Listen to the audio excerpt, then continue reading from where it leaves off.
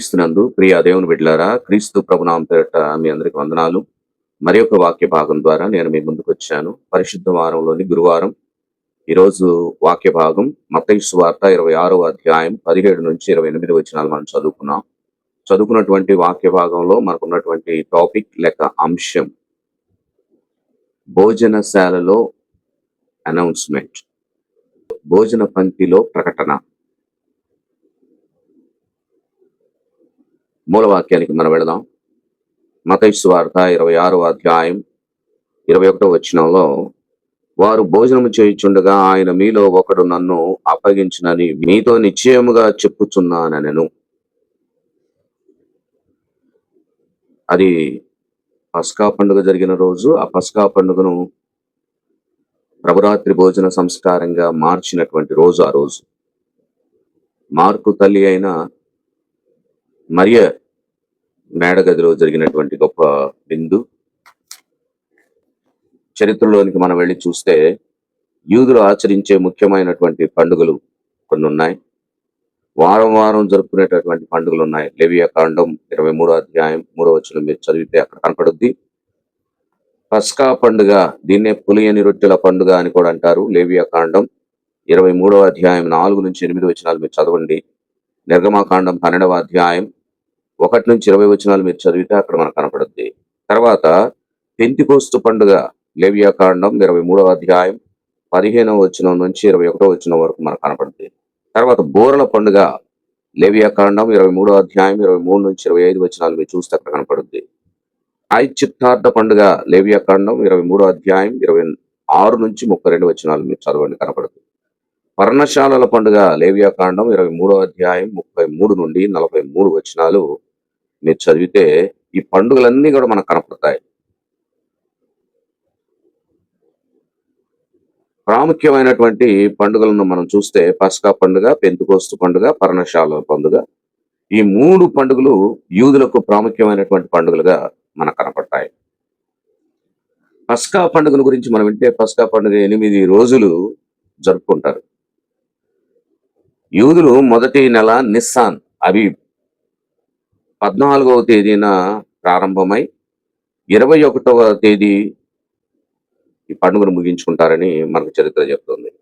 14వ తేదీన పస్కా పశువు వధించబడుతుంది. మరునాడు నుండి 7 దినాలు పులియని రొట్టెలు చేదుకూరలతో తింటారట. 8వ రోజు యోధా సమాజం అంతా కూడుకొని ఆరాధించి పండుగను ముగిస్తారని చరిత్ర చెప్తుంది. ఈ పండుగ యూదులు 430 సంవత్సరాలు ఐగుప్తు దాస్యత్వంలో ఉన్నందుకు గాను, ఆ దాస్యత్వం నుండి మోషే నాయకత్వంలో విడుదల పొందినందుకు గాను ఆ సంఘటనను లేకపోతే ఆ సంకేతమును జ్ఞాపకం చేసుకుంటూ ఈ పస్కా పండుగను జరుపుకున్నట్టుగా మనకు కనపడుతుంది. పస్కా అంటే దాటిపోవుట అని అర్థం ప్రియులారా. పులియని రొట్టెల పండుగ అంటే మార్పు చెందుట లేక మార్పుకు గుర్తు అని మనకు కనపడుతుంది. చేదుకూరలు, ఐగుప్తులో యూదులు పొందినటువంటి చేదు అనుభవాలకు గుర్తుగా మనకు కనపడతా ఉంది. ఈ పండుగను యూదులు ప్రతి సంవత్సరం జరిగించుకోవాలని, తరతరాల వారు కూడా ఇది జరిగించుకోవాలని దేవుని యొక్క ఆజ్ఞ ఇవ్వడం జరిగింది. ఆ ఆజ్ఞ ప్రకారం మరి యూదులు ఈ పండుగను ఆ రీతిగా జరుపుకుంటారని మనకు తెలుపబడతా ఉంది. అదే పండుగను యేసుక్రీస్తు ప్రభువు ప్రభురాత్రి భోజన సంస్కారపు విందుగా మార్చేశాడు ప్రియులారా. యేసుక్రీస్తు ప్రభువు కూడా ఈ పండుగను ఆచరించినట్టుగా మనకు కనపడుతుంది. ఇతర దేశాల్లో ఉన్నటువంటి యూదులు కూడా ఈ పండుగను ఆచరించినట్టుగా మనకు కనపడుతుంది. యేసుక్రీస్తు ప్రభు తన మరణానికి ముంగుర్తుగా చివరిగా తన శిష్యులతో ఈ పండుగను ఆచరింపచేసినట్టుగా మనకు కనపడతా ఉంది. దీనిని చివరి భోజనం, ది లాస్ట్ మీల్ అని మనం అంటాం ప్రియులారా. ఇది ప్రభురాత్రి భోజనంగా మారుతుంది. అవును, పస్కా పండుగను అనగా చివరి భోజనం గురించి 4 సువార్తికులు రాశారు ప్రియులారా. మత్తయి, మార్కు, లూకా, యోహాను. వీళ్ళు 4 కూడా రాసినట్టుగా మనకు కనపడతా ఉంది. మొదటి 3 సువార్తికులు ఒకటిగా రాశారు. యోహాను మిగతా 3 సువార్తల్లో ఉన్నదానికంటే కూడా కొంచెం విభేదించి రాసినట్టుగా మనకు కనపడుతుంది. చివరి భోజనం, పస్కా భోజనం ఒకే రోజున జరిగినట్లుగా కూడా మనకు కనపడుతుంది. మీరు చూడండి, మత్తయి సువార్త 26వ అధ్యాయం 17వ వచనం, మార్కు సువార్త 14వ అధ్యాయం 12వ వచనం, లూకా సువార్త 22వ అధ్యాయం 7వ వచనం. మీరు చూస్తే అక్కడ మనకు కనపడుతుంది ప్రియులారా. ఇది మనకు పస్కాను గురించినటువంటి వివరణ. చేదు కూరలు తినాలి, తర్వాత మాంసం తినాలి. అది వాళ్ళకు చేసిన పని. కానీ ఇప్పుడు యేసుక్రీస్తు ప్రభు ఏం చేస్తున్నాడు? రొట్టెను పట్టుకొని, ఇది నా శరీరం, నన్ను జ్ఞాపకం చేసుకోవడానికి దినించేయండి అని చెప్తాడు. ఇది నా రక్తం, మీ కొరకు చిందించబడిన క్రొత్త నిబంధన రక్తం అని చెప్పాడు ప్రియులారా. ఆ రోజు నుంచి ఇక పస్కా అనేది ముగించబడింది. ఇక ఈ రోజు నుంచి నూతనమైన పస్కా, అంటే యేసుక్రీస్తు ప్రభువే మన యొక్క పాపాల నిమిత్తం ఆయన త్యాగం చేశాడని ఇక ప్రభురాత్రి భోజన సంస్కారం ప్రారంభమైంది. చూసారా చివరి రోజు ఏం జరిగిందో? ఆ చివరి రోజే ఒక అనౌన్స్మెంట్ చేస్తాడు ప్రభు. ఏంటి అనౌన్స్మెంట్ అంటే, మీలో ఒకడు నన్ను అప్పగించబోతున్నాడు. నేను పాత్రలో చేయి పెట్టినప్పుడు ఎవడు నాతో పాటు చేయి పెడతాడో, నేను ఎవరికి మొదటి ముక్కను ఇస్తానో వాడే నన్ను అప్పగించేవాడు. పేతురుకు తొందర ఎక్కువ కదా. యోహాను యేసుక్రీస్తు ప్రభు పక్కనే కూర్చున్నాడు. యోహానుకు సైగ చేస్తాడు, ఎవడో అప్పగించేవాడు, ఎవరు అడుగు అని. అప్పుడు అందరూ అంటారు, నేనా ప్రభా, నేనా ప్రభా అంటే ఇస్కరియోతు యోధ కూడా నేనా ప్రభా అంటాడు, నువ్వన్నట్టే. చూడండి, ప్రభుకి సమస్త విషయాలు తెలుసు. ఆ రోజు ఇస్కరియోతు యోధ అప్పగిస్తాడని తెలుసు. కానీ యోధాన్ని తిరస్కరించలేదు యేసుక్రీస్తు ప్రభు. ఇంకా మారతాడేమోనని చూస్తున్నాడు. మనుష్య కుమారుడు తను తానే అప్పగించుకోవడానికి వచ్చాడు కానీ మరొకరి చేత అప్పగించబడటానికి రాలేదు ఆయన అని చెప్తాడు.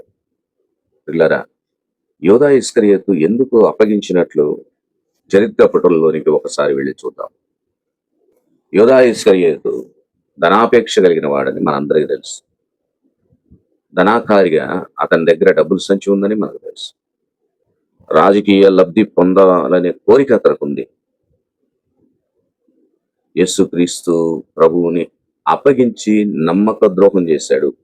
గురుద్రోహిగా మిగిలిపోయాడు ప్రియులారా. అప్పగించడమే అతని పతనానికి కారణమైపోయింది. చూద్దాం, పాలస్తీనా ప్రజలు పరపీడనంతో బాధపడుతున్నట్టుగా మనకు కనపడుతుంది. ఆనాడు రోమీలు వారిని పరిపాలిస్తున్నారు. రోమీల వల్ల ఎన్నో బాధలు, ఎన్నో కష్టాలు, ఎన్నో ఇబ్బందులు కలిగినాయి. పరపీడనమును గురించి విముక్తి పొందాలని ఎదురు చూస్తుంది పాలస్తీనా. విదేశీ రాజుల్ని ఓడించి అపూర్వ యోధా సామ్రాజ్యాన్ని నెలకొల్పటానికి ఒకరు వస్తారని ఎదురు చూస్తుంది. యేసుక్రీస్తు ప్రభు వచ్చేసరికి ఈయనే ఆ పని చేస్తాడు అని అందరూ తలంచారు ప్రియులారా. గలిలయులైనటువంటి 11 మంది శిష్యులు, వాళ్ళకు కూడా ఈ పరపీడనం నుండి విడుదల పొందాలనేటటువంటి ఆలోచన ఉంది. కానీ యోదయ సీమలో ఉన్నటువంటి వారికి ఎక్కువ పరపీడనం ఉన్నట్టుగా మనకు కనపడతా ఉంది. అనుభవించారు వారు.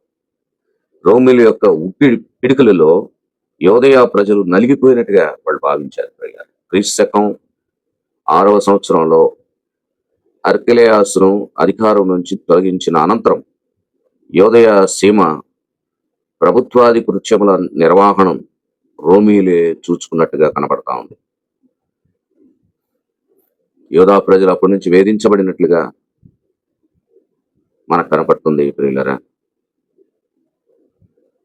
కనుకనే వీటన్నిటికీ పరిష్కారం యేసుక్రీస్తు ప్రభువే. ఆయనే మరి ఈ సామ్రాజ్యాన్ని చేజిక్కించుకుంటాడు అనేటటువంటి ఆశతో ఉన్నారంట. ముఖ్యంగా యోధా ఇస్కరియోతు అదే ఆలోచనతో ఉన్నాడు. అందుకనే ఆయన వెంబడించాడు అని మనకి ఇక్కడ అర్థమవుతుంది ప్రియులారా. రోమీలు పాలస్తీనాను దురాక్రమణ చేసి యూదుల పట్ల పీడకులుగా ప్రవర్తించారు కనుక ఇది ఈయన వల్లనే సాధ్యం అవుతుంది. ఈయన దగ్గర అనేక శక్తులు ఉన్నాయి. ఈ శక్తుల ద్వారా ఈ సామ్రాజ్యాన్ని స్థాపించవచ్చు అని యోధా తలంచాడంట. అయితే యోధా ఆశలన్నీ అడియాసలు అయిపోయాయి. యోధా కోరికలన్నీ కూడా నశించిపోయినట్టుగా అనిపించినాయి. ఈయనేదో చేస్తాడు అనుకుంటే అవేమీ చేయకుండా మరి ప్రభు నీతి స్థాపన గురించి ఆయన చెప్తా ఉంటే యోధాకు ఎంతైనా కష్టం వేసినట్టుగా మనకు కనపడతాం. చివరికి లాభం లేదని తలంచాడు ప్రియులారా. తలంచే ప్రధాన యాజకుల దగ్గరికి వెళ్ళి మాట్లాడాడు. ఇక సాతాను ప్రవేశించింది అతనిలో. ఎంత పడ్డాడు? 30 వెండి నాణ్యాలు కనుండి. అసలు 30 వెండి నాణ్యాల యొక్క చరిత్రను మనం చూస్తే నిర్గమాకాండం 21వ అధ్యాయం 32వ వచనం మీరు చూడండి. అక్కడ మనకు కనపడుద్ది. బానిస గురించి కాదు అక్కడ చెప్పింది. ఒక యజమానునికి ఒక ఎద్దుంటే ఆ ఎద్దు బానిసను పొడిస్తే, పొరపాటున అది జరిగితే, ఆ బానిస చనిపోయాడు గనక ఆ బానిస నిమిత్తమై యజమానుడు 30 వెండి నాణ్యాలు వెలకట్టి ఇవ్వాలి. అంతేగాని కొనుగోలు చేయబడినటువంటి పనివానికి గాని పనికత్తెకు గాని చెల్లించవలసినటువంటి వెలకు ఈ వచనం నిర్ణయించబడలేదని మనకు అర్థమవుతుంది. బానిస ఖరీదు అది కాదని కూడా మనకు చెప్పబడతా ఉంది. సాధారణంగా ఒక బానిస ఖరీదు 500 దీనారములు ఉంటుందట. ఇది ఒక సామాన్యమైన బానిసకు చెల్లించే వేల. కానీ బానిస అందచందాలను బట్టి లేదా దేహ దారుణ్యాన్ని బట్టి, పనితనాన్ని బట్టి, మేధాశక్తిని బట్టి, శక్తి సామర్థ్యములను బట్టి ఆ వ్యక్తి వెల 25,000 దీనారముల నుంచి 175,000 దీనారముల వరకు ఉంటుందండి. మరి యేసుక్రీస్తు ప్రభు యొక్క శక్తి సామర్థ్యం ఎంత? ఒక బానిసగా ఇస్కరియోతు యోధ అమ్మేస్తున్నాడు. అమ్ముకోవటానికి ఆయన ఎవరు, కొనుక్కోవటానికి వాళ్ళెవరు? డబ్బుకి ఎంత ఆశపడుతున్నాడు చూడండి. ధనాపేక్ష సమస్త కీడులకు మూలమని ఉంది. గెహాజీ అనేటటువంటి వాడు కూడా ఎలీషా మాట వినకుండా వెళ్ళిపోయి, ఎలీషా ప్రార్థనలో ఉంటే వెళ్ళిపోయి నయమాను దగ్గర ఆ బంగారం అవన్నీ తీసుకొని వస్తాడు. తీసుకొని వచ్చి ఇంటికి చేర్చి ఏం ఎరగనట్టుగా ఎలీషా దగ్గరికి వచ్చి ప్రార్థనలో ఏకీభవిస్తాడు. ప్రార్థన ముగించిన తర్వాత ఎలీషా అంటాడు, ఎక్కడికి వెళ్ళావు నువ్వు అని. నేను ఎక్కడికి వెళ్ళాను, నా ఆత్మ నీ వెంట వచ్చిందిగా అంటాడు. ఇదిగో నయమాను ఏ కుష్ఠరోగమునైతే వదిలిపెట్టాడో అదే కుష్ఠరోగం నీ మీదకి, నీ ఇంటి వారి మీదకి వస్తుందని చెప్పాడు. చూసారా, ధనాశ చొప్పున ప్రార్థన కూడా వదిలేసి వెళ్ళిపోయాడు. అందుకు ఏమి వచ్చిందో చూడండి, ఆ కుటుంబం ఎలా పతనమైంది. కానీ ధనాపేక్ష సమస్త కీడులకు మూలం అంతే. ఇక్కడ కూడా ఈయన ధనాపేక్ష కలిగి యేసుక్రీస్తు ప్రభువుని 30 వెండి నాణ్యాలకు అమ్మాడు. కానీ యేసుక్రీస్తు ప్రభు ఆయన ఇంకా క్షమిస్తున్నాడు. చివరి రాత్రి ఆ భోజనంలో కూర్చున్నప్పుడు కూడా దగ్గరికి తీసుకున్నాడు. అయినా ఇస్కరియోతు యోధ మారాడా?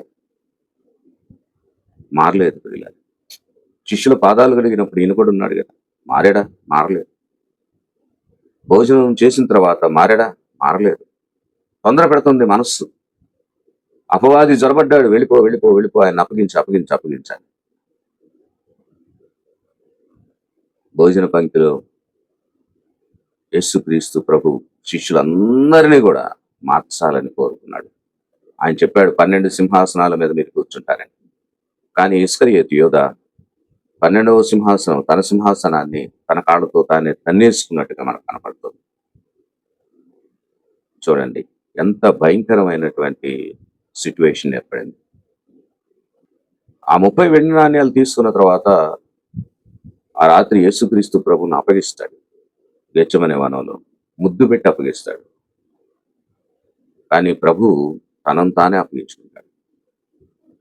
యేసుక్రీస్తు ప్రభు ఎప్పుడైతే ఆయన హింసించబడుతున్నాడో, ఆయన్ను మరి కొరడా దెబ్బలతో ఎప్పుడు కొడుతున్నారో, ఆయన భుజం మీద సిలువ ఎప్పుడైతే మోపి ఆయన ఇబ్బంది పెడుతున్నారో, అప్పుడు ఈ ధనాన్ని ఆయన తీసుకున్న 30 వెండి నాణ్యాలని తీసుకెళ్లి ప్రధాన యాజకుడికి ఇవ్వబోయాడు. ఆయన నీతిమంతుడు, ఆయన నిర్దోషి, నేను ఆయన అప్పగించి పాపం చేశానని చెప్తాడు. ఇదిగో ఈ డబ్బులు తీసుకోండి అంటే వాళ్ళు తీసుకోలేదు, నిరాకరించారు.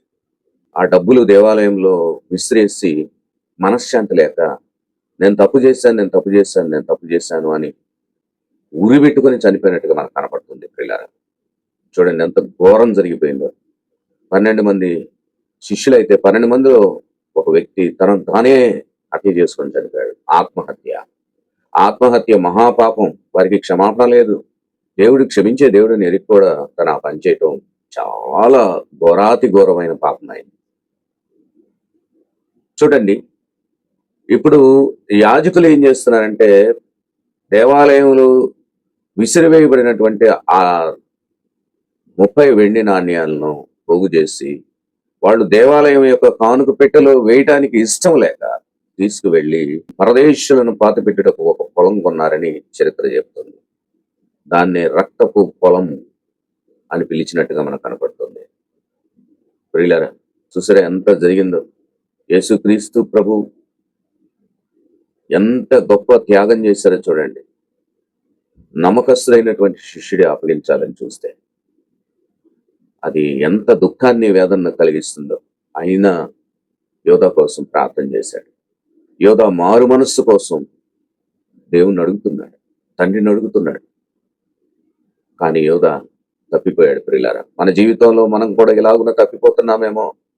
మనం కూడా ప్రభువుని మాటల ద్వారా అప్పగిస్తున్నామేమో సాతానుడికి. మనం మాట్లాడే ప్రతి మాట, మనం చేస్తున్నటువంటి ప్రతి పాపం క్రీస్తు ప్రభువుని అప్పగించే స్థాయికి తీసుకువెళ్తుంది. గుర్తించండి ప్రియులారా, మనం ఏమై ఉన్నామో గుర్తించండి. దేవుని పిల్లలుగా మనం బ్రతకాలే గాని అపవాదికి దాసులుగా మనం బ్రతకూడదు. నీకు దాస్యత్వం కావాలా? కుమారత్వం కావాలా? నిన్ను కుమారునిగా దేవుడు పిలుస్తున్నాడు, ఒక స్వాచ్ఛంగా పిలుస్తున్నాడు. ఒక బానిసగా దేవుడు నిన్ను పిలవటం లేదు. ఈ రోజే ఈ వాక్యమును విన్న నీవు బానిస బ్రతుకు నుండి విడుదల పొందు. సాతాను యొక్క సంఖ్యల నుండి, చెరసాల నుండి బయటికి రా. క్రీస్తు ప్రభువు నీకు ఇచ్చేటటువంటి స్వేచ్ఛానందంలో జీవించు.